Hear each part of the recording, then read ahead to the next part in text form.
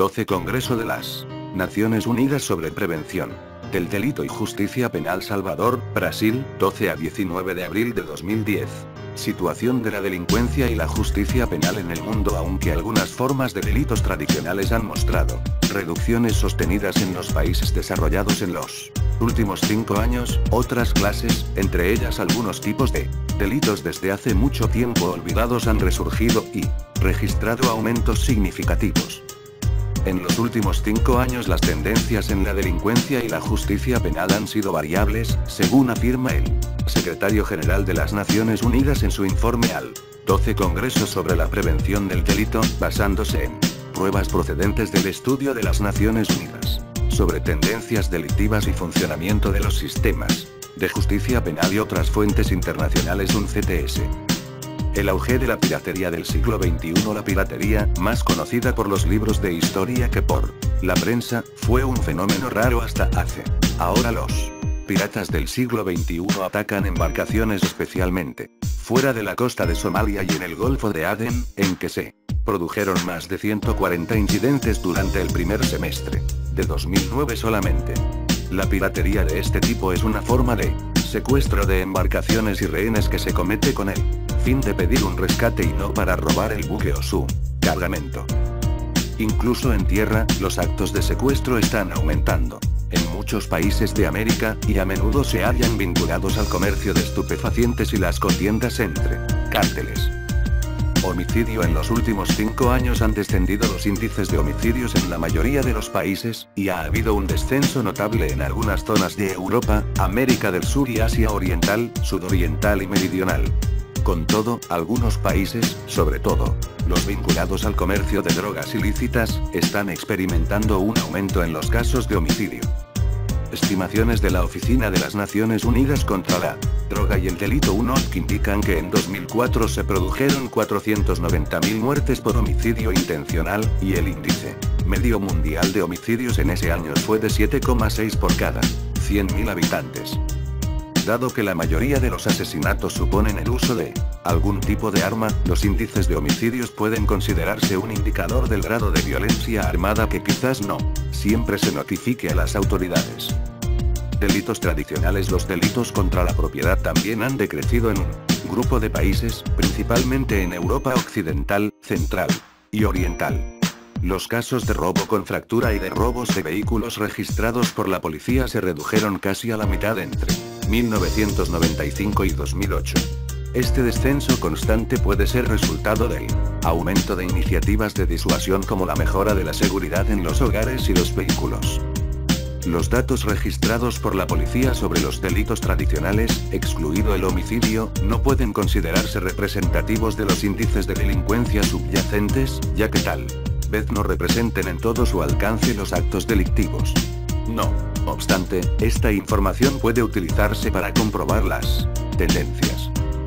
Delitos relacionados con las drogas. Una proporción de delitos como el robo a mano armada, el hurto, el asalto o el robo con fractura es resultado de factores, actividad de fiscalización. Trata de personas. En el Informe Mundial sobre la Trata de Personas de la UNODC se comunicaron 21.000 víctimas de la trata de personas en 111 países en 2006. Sin embargo, no se conoce la magnitud total del problema. La trata de personas es un delito que raras veces es enjuiciado y menos de la mitad de los países de los cuales se obtuvieron datos indicó una condena como mínimo durante el período objeto del informe. En los delitos de trata de personas las mujeres representan una proporción mayor que en la mayoría de las otras llenas de delincuencia, mientras que al mismo tiempo ellas también integran unos 2/3 de las víctimas de los 61 países en que se recabó información. Corrupción. Es sumamente difícil reunir datos exactos y significativos acerca de la corrupción. Los casos notificados no reflejan la magnitud real del problema, de modo que los investigadores han creado otros medios para cuantificarlo. Los estudios de muestras representativas, por ejemplo, pueden aportar información sobre el número de personas que pagaron un soborno el año anterior. Los resultados de esos estudios indican que los sobornos pagados por los negocios se entregan con más frecuencia a algunos sectores gubernamentales, incluidos los sectores policial y médico, que a funcionarios fiscales o municipales. En un reciente estudio de la UNOPIC basado en la población realizado en Afganistán en relación con la corrupción, también se llegó a la conclusión de que más de la mitad de los afganos, 52%, tuvo que pagar al menos un soborno a funcionarios públicos en los últimos 12 meses. Los afganos clasificaron la falta de honradez como una preocupación mayor que la inseguridad o el desempleo.